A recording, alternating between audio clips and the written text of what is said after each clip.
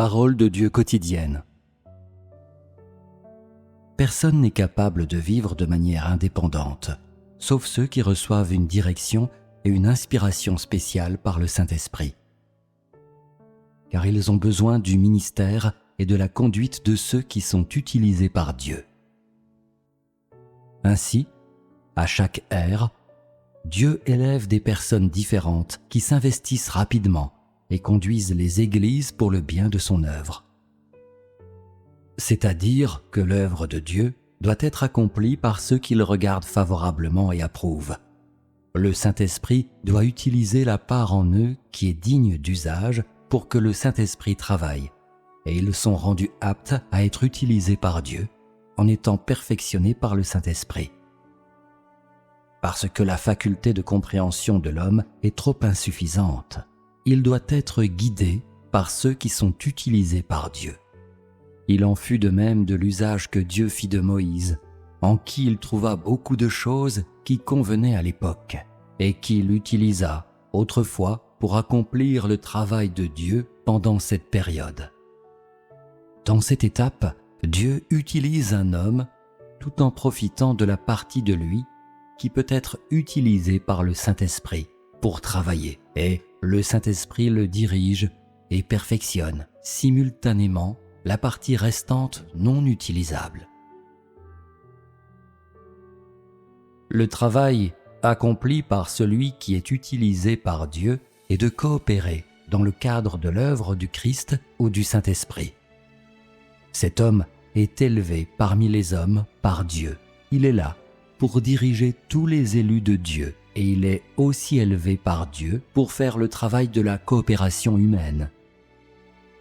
Avec quelqu'un comme celui-ci, qui est capable de faire le travail de la coopération humaine, la plupart des exigences de Dieu envers l'homme et l'œuvre que le Saint-Esprit doit faire chez l'homme peuvent être réalisées par lui. En d'autres termes, le but de Dieu, en utilisant cet homme, est de faire en sorte que tous ceux qui suivent Dieu puissent mieux comprendre la volonté de Dieu et puissent parvenir aux exigences de Dieu.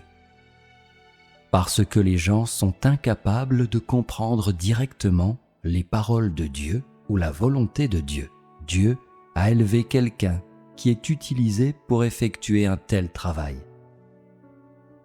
Cette personne qui est utilisée par Dieu peut aussi être décrite comme un canal par lequel Dieu guide les gens en tant qu'interprète, qui communique entre Dieu et l'homme.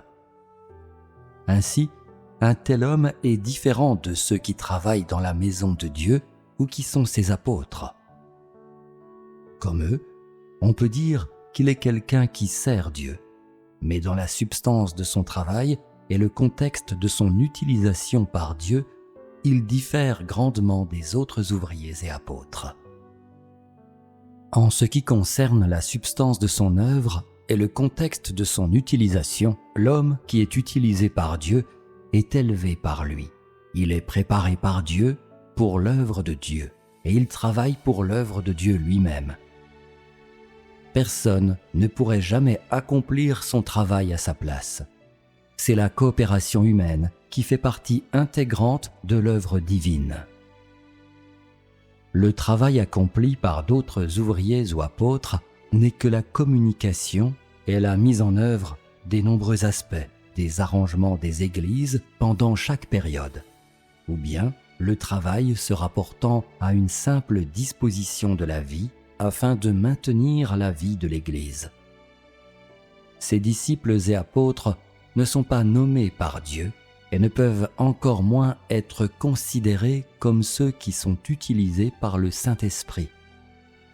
Ils sont choisis parmi les églises et, après avoir été formés et édifiés pendant une certaine période, ceux qui en sont qualifiés sont maintenus, tandis que ceux qui sont inaptes sont renvoyés d'où ils sont venus.